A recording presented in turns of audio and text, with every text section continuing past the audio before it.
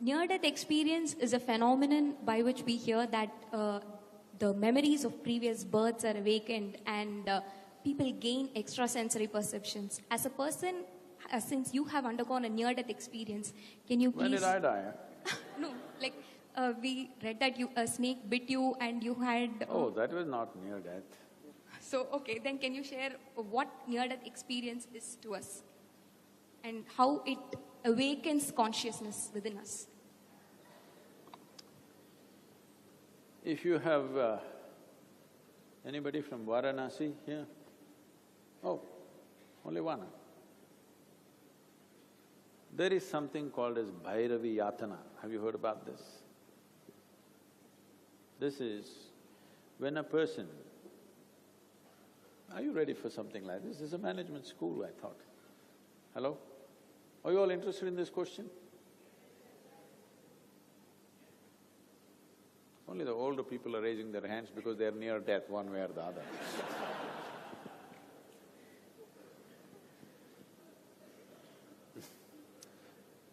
Because why I'm asking this question, whether we should speak about it or not, is aspects like this about our life need to be properly looked at.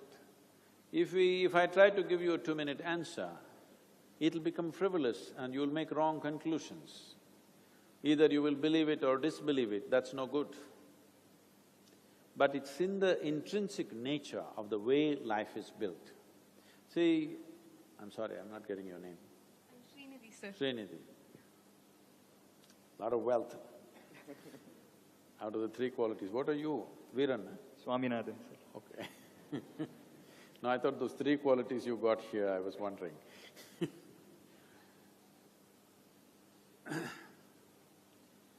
See, you are the person that you are. You are different from this person. What is it? What is the difference? What is it that makes the difference? The kind of experiences that I have had… Memory, essentially memory, right? So your memory is your person. Your memory is not just what you remember consciously. Do you remember how your great-great-great-great-grandmother looked like? No, but her nose is sitting on your face. Yes or no? Your body remembers or no? Your body remembers how your forefathers looked 1,000,000 years ago. So there is genetic memory, there is evolutionary memory, there is elemental memory, there is atomic memory, and there is karmic memory, and there is articulate and inarticulate memories. Like this, there are many levels of memory. In yoga, we identify 8 forms of memory. All these memories put together, you are the person that you are. All of them are interplaying with each other. You may not be conscious what is kicking in. Right now, at this stage in your life, it may so happen, I'm not saying essentially for you, but for anybody, you're 18, you look at your mother or father and say, no, I'm never going to be like that, all right? But you become 45, you will see, you will walk like your mother, you will sit like your mother, you'll talk like your mother. This happens to any number of people. Ask the older lot. Because the genetic memory is overpowering your conscious memory. Unless you have consciously done something to yourself, you will see the genetic memory and the karmic memory will overpower everything that you are doing consciously, unless you have created a certain level of awareness within you that you have distanced yourself from your genetics. In this culture, there are processes. If somebody dies, we are doing various karmas. He's from Varanasi. Kriyas and karmas are being done every year. First 11 days and then every year. This is not in memory of them. This is to distance yourself from their memory. We are trying to keep a genetic distance from their memory because if you allow their memory to function within you, you will not have a life of your own. Unknowingly, your mother, your grandmother, your father, your grandfather, all of them will start living through you. If you want to be a fresh life, you must distance yourself. When they're alive, we love them, we respect them, everything fine. The moment they're dead, we want to distance ourselves from them. This is a very conscious culture, but unfortunately people think yearly once they're overeating, thinking, they're doing this in memory of their father. No. This entire process was created to create a distance from the dead.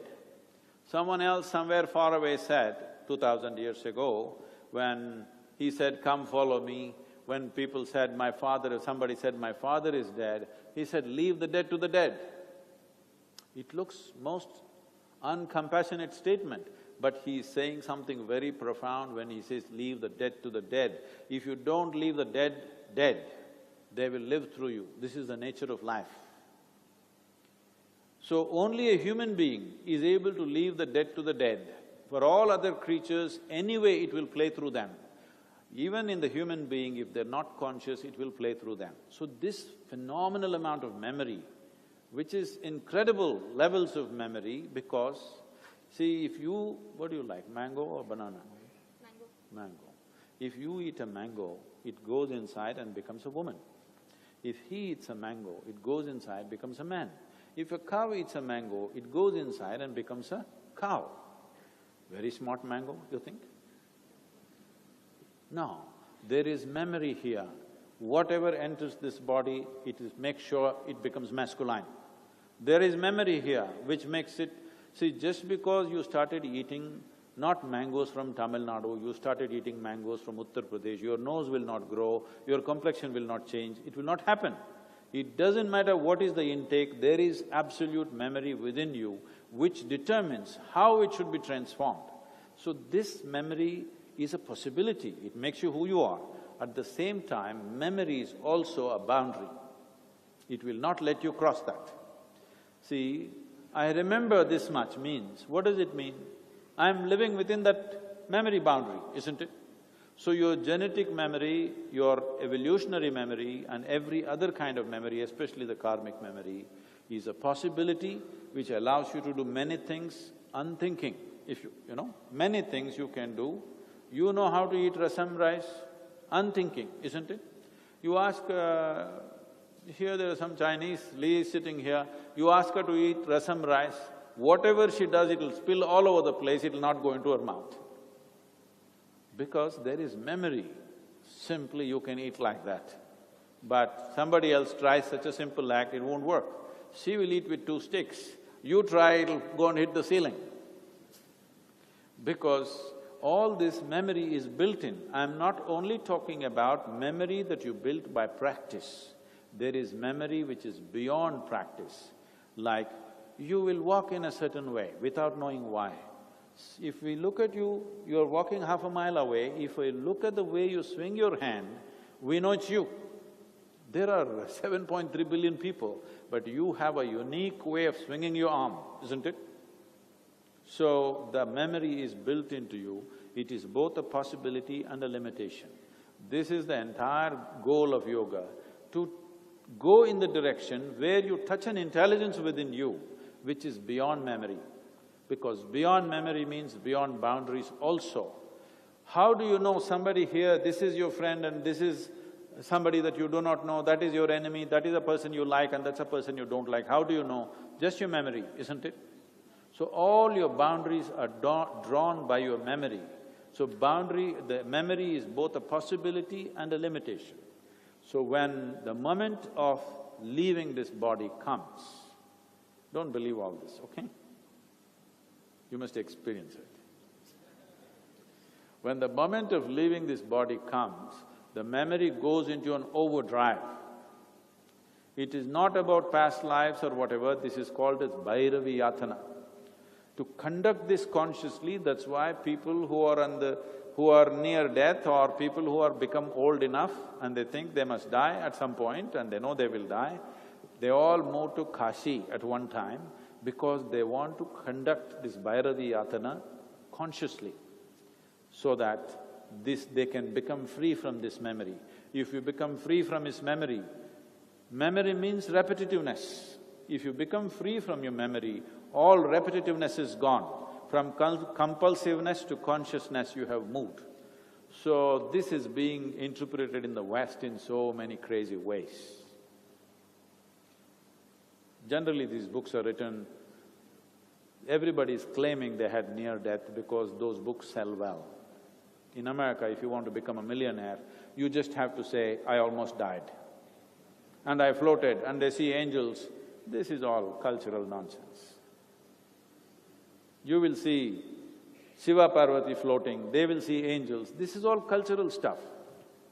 But memory will go on overdrive for sure for everybody.